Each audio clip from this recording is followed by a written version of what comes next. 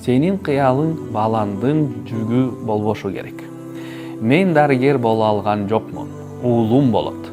Мен фортепиано үйрөнгөн жокмун, кызым үйрөнөт. Мен Куранды жаттаган жокмун, балдарым жаттайт.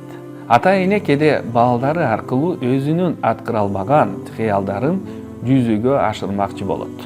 Муну сүйүүдөн жана жакшы ниеттен кылышат. Бирок натыйжасы кыйла ачуу болот. Канча бала дарыгер, юрист, инженер болуп дипломун алганда жактырбаган ишенде отуруп өзүн бактысыз сезет. Анткени бул ата-эненин тандоосу болгон, алардыкы эмес. Аллах ар бир адамды уникалдуу кылып, өзүнүн жөндөмү жана таланты менен жараткан. Ата-эне катары сенин милдетиң жакшы тарбия берүү, иман сиңирүү, адеп үйрөтүү, бирок жашоо жолун тандоону балаңа калтыр. Кандай жол тандары маанилүү эмес. Маанилүүсү Аллах аларга берген потенциалды ачып чыгышсын жана коомго пайдалуу болушун.